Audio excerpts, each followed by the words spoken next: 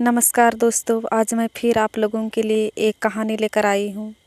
कहानी शुरू करने के पहले अगर आप हमारे चैनल में नए हैं तो प्लीज़ हमारे चैनल को सब्सक्राइब कीजिए।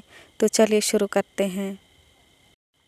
एक बार एक किसान परमात्मा से बड़ा नाराज़ हो गया।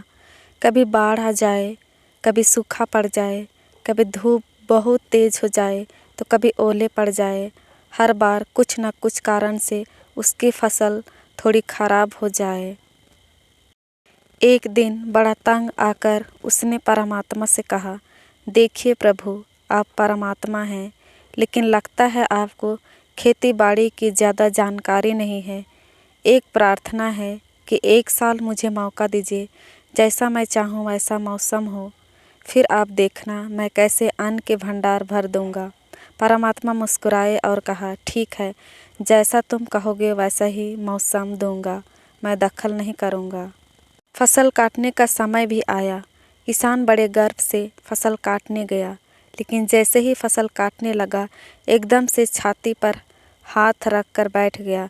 गेहूं की एक भी बाली के अंदर गेहूं नहीं था, सारी बालियां अंदर से खाली थी। बड़ा दुखी होकर उसने परमात्मा से कहा, प्रभु ये क्या हुआ? परमात्मा बोले, ये तो होना ही था।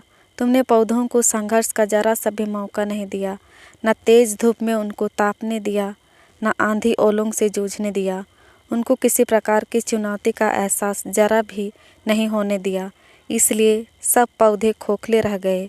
जब आंधी आती है, तेज़ बारिश होती है, ओले गिरते हैं, तब पौधा अपने बल से ही खड़ा रहता है। वो अपना अस्तित्व बचाने का संघर्ष करता है और इस संघर्ष से जो बल पैदा होता है वही उसे शक्ति देता है, ऊर्जा देता है, उसकी जीवंतता को उभारता है। सोने को भी कुंदन बनने के लिए आग में तपने, हथौड़ी से पीटने, गलने जैसी चुनौतियों से गुजरना पड़ता है, तभी उसकी स्वर्णिम आभा उभरती है, उसे अनमोल बनाती है। उसी तरह ज़िंदगी में भी अगर संघर्ष ना हो, चुनौती ना हो तो आदमी खोखला ही रह जाता है, उसके अंदर कोई गुण नहीं आ पाता। ये चुनौतियाँ ही हैं जो आदमी रूपी तलवार को धार देती है, उसे सशक्त और प्रखर बनाती है। अगर प्रतिभाशाली बनना है तो चुनौतियाँ तो स्वीकार करनी ही पड़ेगी, अन्यथा हम खोखले ही रह जाएंगे। अगर ज़िंदगी में प्रखर बनना है, प्रतिभाशाली बनना है तो संघर्ष और चुनौतियों का सामना तो करना ही पड़ेगा। दोस्तों, अगर आपको ये कहानी अच्छी लगी तो प्लीज़ कमेंट करके ज़रूर बताएं, ताकि हम आपके लिए और अच्छी अच्छी कहानी ला सकें। धन्यवाद।